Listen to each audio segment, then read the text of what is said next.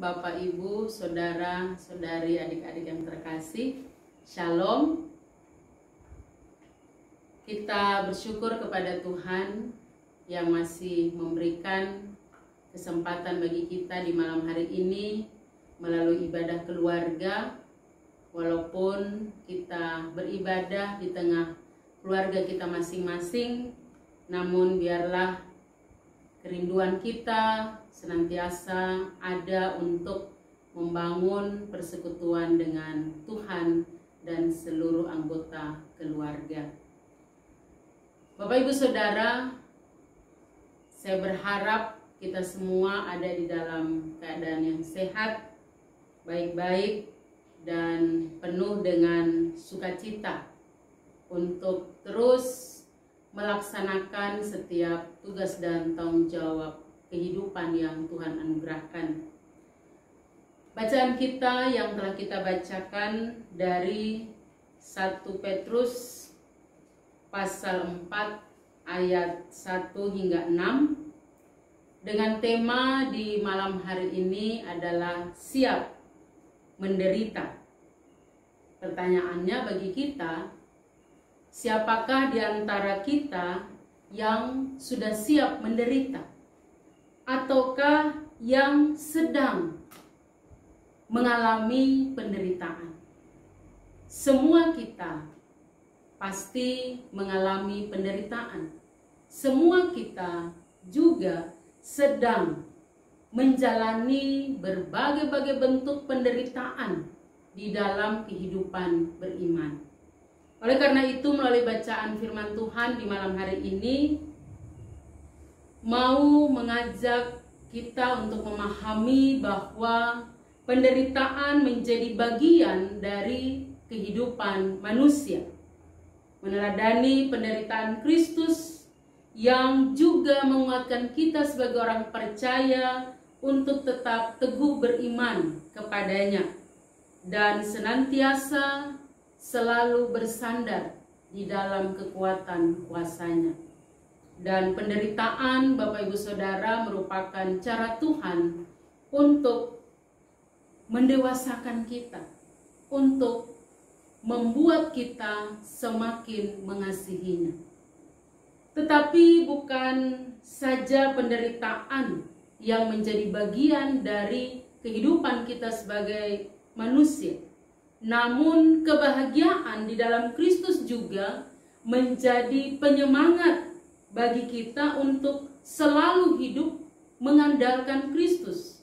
Sehingga kebahagiaan juga harus dilihat sebagai cara Tuhan yang hadir dalam kehidupan umat Tuhan. Dan di atas semuanya itu, Bapak, Ibu, Saudara, apapun situasi yang kita alami, kita meyakini bahwa Allah turut bekerja di dalam segala sesuatu untuk mendatangkan kebaikan.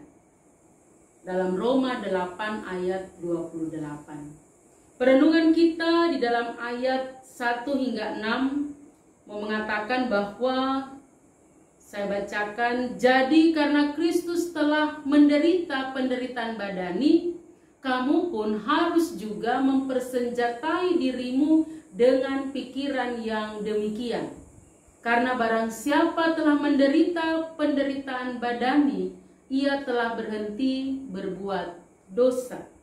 Tuhan Yesus dalam kehidupannya sebagai manusia, dia juga mengalami berbagai pergumulan, berbagai penderitaan, berbagai penolakan, juga hal-hal yang tidak menyenangkan hatinya. Tetapi ia tetap menunjukkan kasihnya kepada manusia hingga pada kematiannya di kayu salib. Hingga kenyataan ini, Bapak, Ibu, Saudara, menjadikan kita sebagai anak Tuhan melihat bahwa penderitaan yang dialami oleh setiap orang percaya adalah juga meneladani penderitaan Kristus. Adalah suatu bukti bahwa dalam kehidupan beriman sudah ada di dalam diri kita satu komitmen untuk melakukan dan menjalani hidup ini, melakukan yang terbaik. ayat 2 mengatakan, supaya waktu yang sisa jangan kamu pergunakan menurut keinginan manusia. Ya, waktu-waktu kehidupan ini jangan kita pakai untuk menyenangkan keinginan-keinginan manusia. Tetapi apa yang disampaikan firman Allah, tetapi haruslah menurut kehendak Allah. Sebagai manusia kita diperhadapkan pada berbagai-bagai keinginan. Kita diperhadapkan pada setiap dilema.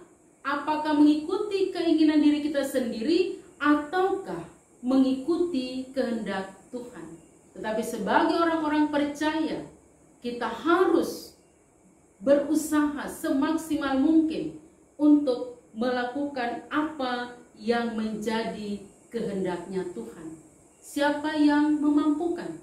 Yang memampukan kita melakukan kehendak Tuhan adalah Roh Allah yang kudus. Sehingga semuanya itu menjadi suatu proses di dalam kehidupan beriman untuk melihat, untuk merasakan bahwa Allah ada di dalam setiap dinamika kehidupan beriman kita. Dalam derita, dalam susah, dalam air mata, dalam kebahagiaan, dalam sukacita, dalam kegembiraan, Allah hadir bagi setiap kita. Sehingga di dalam ayat yang ketiga dikatakan, sebab telah cukup banyak waktu kamu pergunakan untuk melakukan kehendak orang-orang yang tidak mengenal Allah. Ya, dikatakan bahwa telah cukup banyak waktu yang dipergunakan untuk melakukan kehendak orang-orang yang tidak mengenal Allah. Seperti apa Bapak Ibu Saudara? Yaitu hidup di dalam rupa-rupa hawa nafsu, keinginan, kemabukan, pesta pora, perjamuan minum, dan penyembahan berhala yang terlarang. Kita boleh berefleksi Bapak Ibu Saudara. Waktu kita yang sudah cukup banyak diberikan oleh Tuhan, apakah kita gunakan dengan sebaik-baiknya, ataukah kita menyia-nyiakan waktu anugerah yang Tuhan berikan? Melalui bacaan firman Tuhan di malam hari ini mau mengatakan kepada kita bahwa sudah cukup banyak waktu yang kita sia-siakan, sehingga kita harus kembali kepada Allah. Kita harus melakukan apa yang menjadi keinginannya Tuhan. Hingga dalam diri seorang yang sudah bertobat dan menerima Tuhan Yesus, harus terjadi apa yang disebut dengan perubahan ajaib. Ya, sebagaimana syair lagu dalam kitab bakti, perubahan ajaib. Perubahan ajaib terjadi padaku ketika kasih Yesus masuk di hatiku. Ya, jadi perubahan itu terjadi ketika kuasa Allah, kasih Allah ada di dalam hati kita. Dan kita kembali kepada kebenaran Allah. Tidak lagi melakukan hal-hal yang tidak berkenan kepada Allah. Sehingga tidak heran jika situasi ini menimbulkan kemarahan dan dari teman-teman kita, ya, dari saudara-saudara kita yang masih hidup dalam kekafiran dan berusaha membuat mereka yang sudah bertobat dan menerima Tuhan Yesus masuk dalam penderitaan. Karena mereka bukan sahabat dan bagian dari persekutuan, tetapi sudah menjadi pengkhianat. Di dalam ayat 4 dikatakan, sebab itu mereka heran bahwa kamu tidak turut mencemplungkan diri bersama-sama mereka di dalam kubangan ketidaksenonohan yang sama, dan mereka memfitnah kamu. Karena ada perubahan ajaib itu. Karena Roh Kudus bekerja. Aku yang sekarang berbeda dengan aku yang dulu.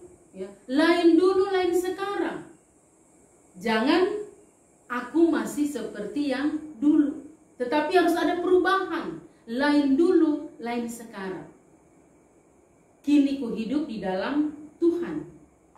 Oleh karena itulah, maka di dalam kehidupan beriman setiap orang, dikatakan di dalam ayat 5, harus memberi pertanggungan jawab kepada Allah Ya, kita bertanggung jawab terhadap kehidupan yang Tuhan anugerahkan.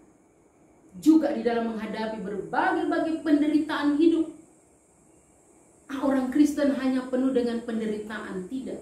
Ada kebahagiaan, ada sukacita yang Tuhan nyatakan di dalam kehidupan kita. Ketika kita mau sungguh-sungguh ada bersama dengan Tuhan. Apa yang menjadi refleksi kita? Yang pertama, bahwa marilah kita memperlengkapi diri untuk meneladani penderitaan Kristus dan menjalani setiap bentuk penderitaan dengan mata iman yang tertuju kepada Kristus. Berbagai hal yang ada di dalam dunia ini, Bapak Ibu Saudara, jangan sampai menghalangi kita untuk berpaling dari Allah karena beratnya penderitaan. Itu hal yang pertama. Hal yang kedua menjadi refleksi kita, tetaplah setia kepada Allah. Ya, situasi saat ini sangat menantang kita, juga memotivasi kita untuk tetap setia kepada Allah. Karena Allah kita adalah Allah yang maha melihat. Sehingga apapun yang kita alami, kita harus tetap menunjukkan kesetiaan kepadanya. Dalam kesetiaan itulah kita tetap berbuah. Kita juga mau dibaharui oleh kuasa Roh Kudus. Dan hal yang ketiga menjadi perenungan kita. Gunakanlah setiap kesempatan hidup yang Tuhan berikan bagi kita dengan sebaik-baiknya. Hingga pertanyaannya, sudah siapkah kita menderita bagi Kristus?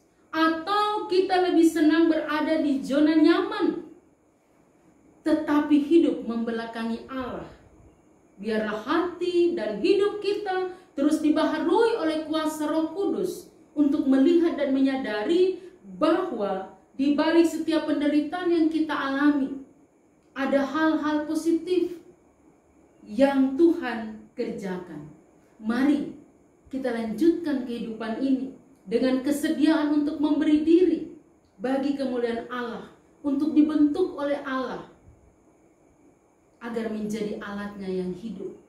Terutama ketika kita tetap setia mengiring Yesus dengan berbagai situasi kehidupan, penderitaan, kesusahan.